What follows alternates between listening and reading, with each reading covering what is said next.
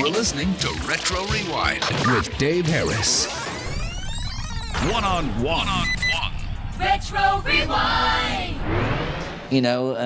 We have a new lease on the country with new politicians, giving their time and their energy, and hopefully, yes, we can. What a great saying that is. Yes, we can. That's not what your country can do for you, but what you can do for your country. Obama, I make jokes about everything. I love comedy. I love theater. And tonight I'll be doing some shtick that, I get away with it because I like it. I was trying to think of Obama. I don't want to be Jay Leno or Conan O'Brien or that kind of presentation reading from a script. But I was just trying to think of something funny about Obama, and I was just thinking, what has Obama, Peter Tork, and Prince Charles got in common, and maybe Mickey Mouse? They're the only three people I know that can whisper in their own ears. So I'm thinking. That's great. I'm thinking. He's got these big ears, but he's a beautiful looking. Is that yours? Did you do that? Oh, of course. Oh my God. He's a beautiful looking This guy is great. man. He's a beautiful looking man, and he's very articulate.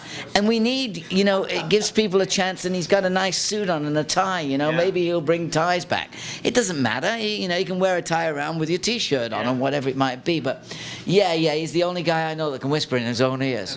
So it's really kind of good. I'm not quite sure who listens and how people, sort of think about what's been said on your program, but we're just reviewing a song right now.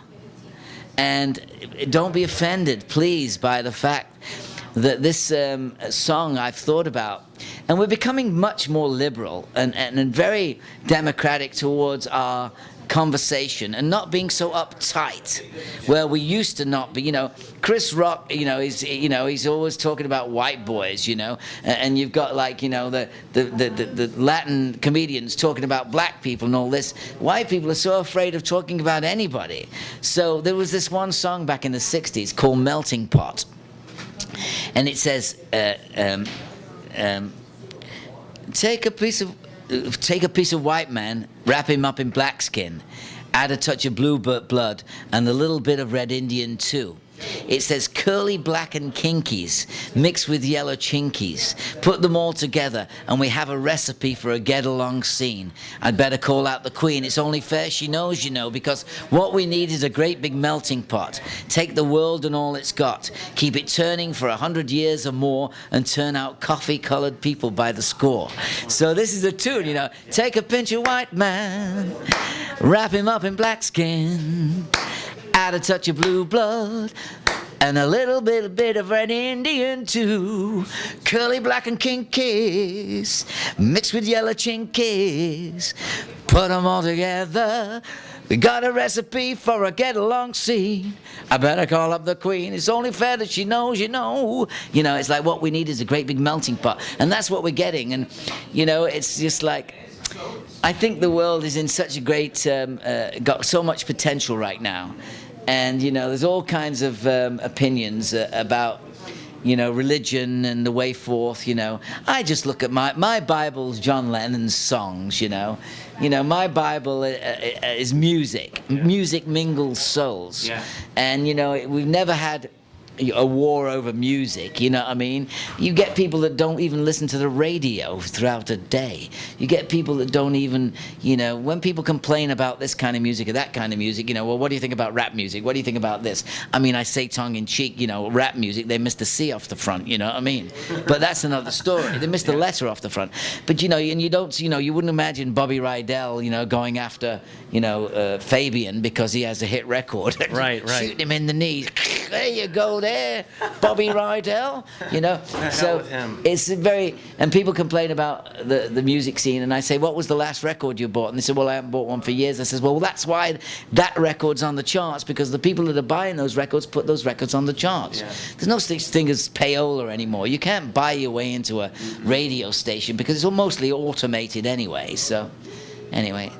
Well, you know what? Let's talk about real quick about the Monkees and their Hall of Fame chances, and then we'll get to what you're doing now, which is very interesting. I was on your site. Yeah. And I saw the thing with Bill O'Reilly, and I kind of agree. You guys had 4 #1 albums, 3 #1 hits here in the States, and then a couple more that went top 3. A slew of hits, 65 million plus albums. You know, MC Hammer can't say that. And some of these artists will probably end up in the Hall of Fame for whatever reason.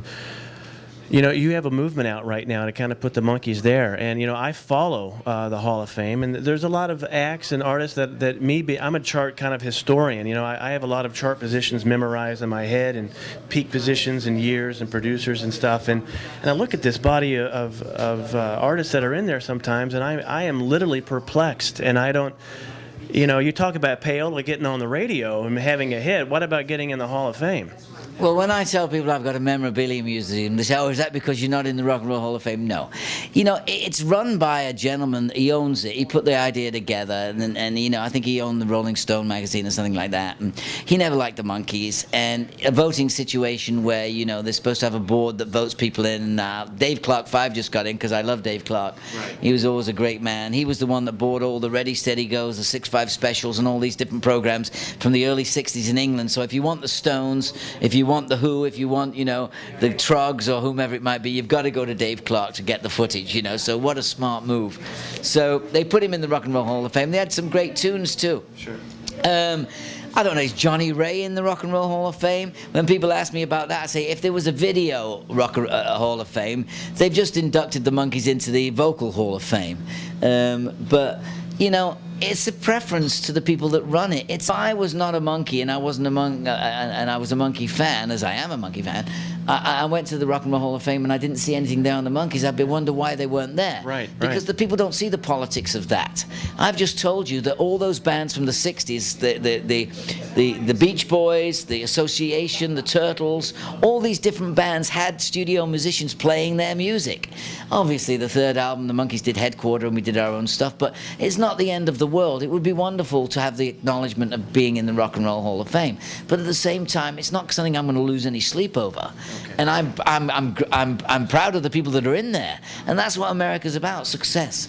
You know, success, as Booker T. Washington said, is not to be measured by the position you reach in life, but by the obstacles you overcome to reach that success.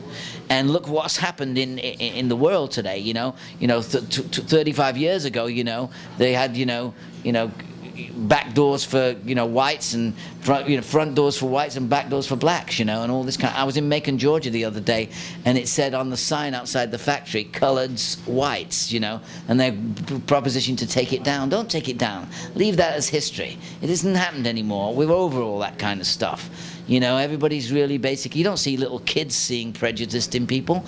You don't see the fans, you know. You know, there's many, many fans that are interested in the Monkees going in the Rock and Roll Hall of Fame because they take it personally that we're not. Yeah. I can't take it personally anymore because I know what I do. And I say, quite tongue-in-cheek, flippantly, that tonight at the Canyon Club, whoever comes in tomorrow had better be bloody good. They had better be good, I'm telling you now. Because I'm going to just go kick some ass out there tonight.